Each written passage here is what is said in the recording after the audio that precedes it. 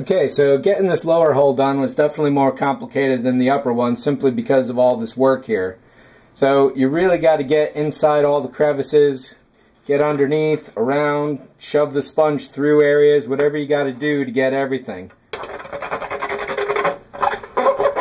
So the inside line here should be just as squeaky as somewhere out in the middle of nowhere.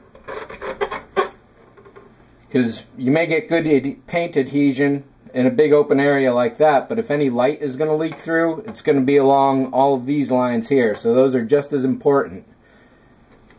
Then of course when you're done, just put it aside and let it dry. Should be a few hours.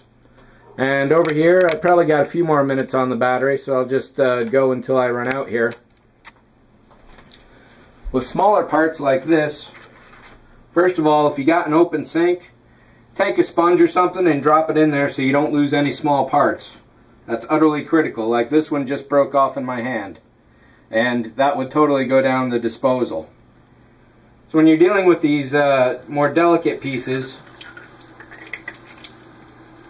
you might be able to get away with just rinsing them without a sponge. But if you do need to use a sponge, use the soft side of it and just tap it around.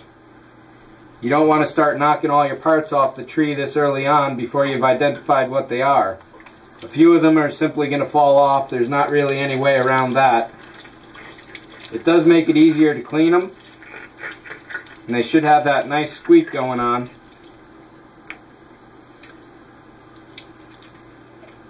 But nevertheless, be careful. Try to keep as many on the trees as you can for as long as you can. And of course, breaking these off instead of slicing them off will definitely cause you more problems later on. And once you're finished with the tree, just put it in your dish rack and let it dry.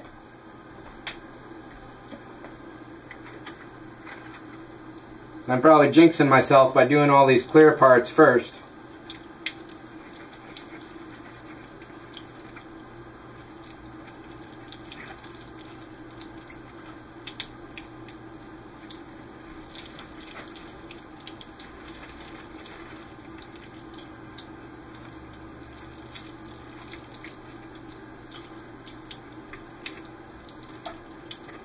What I'm probably going to do is, after I've rinsed all these off and started letting them dry and cleared out this side of the sink, I'll empty that side of the sink, rinse it down, and then put these back into just a straight up normal water, plain water bath, just to help rinse them off a little more and get anything else off of them.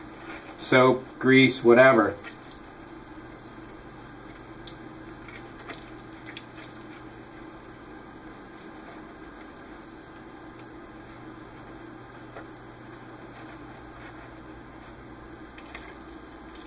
So as you can see on delicate parts, there's really no need to go crazy with the brushing.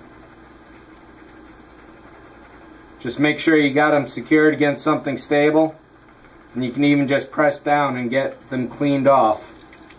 And with clear parts, make sure you don't forget any and lose them. So in that case, keeping your silverware bin inside the drying rack can be a useful thing for all your loose parts to go.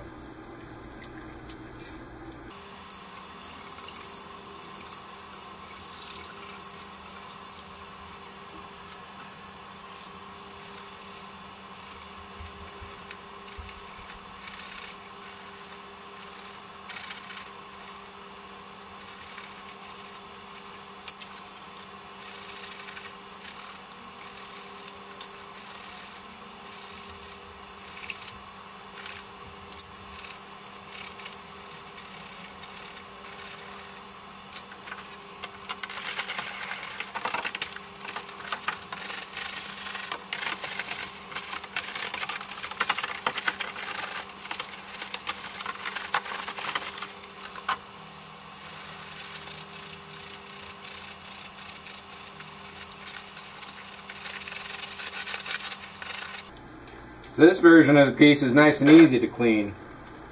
This one, however,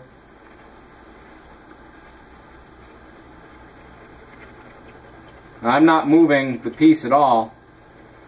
I'm just basically rubbing the sponge into it. Because all this little filigree here, you definitely don't want to go breaking. It's possible to put it back if you break it, and maybe I'll do that on purpose. We'll see about that though. Just to show you how that can be fixed.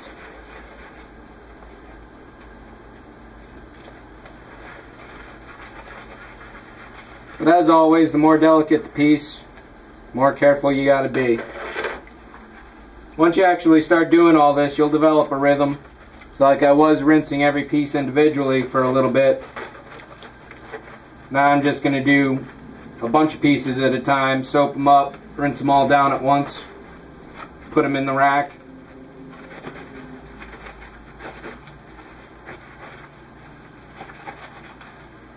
Just develop your own rhythm.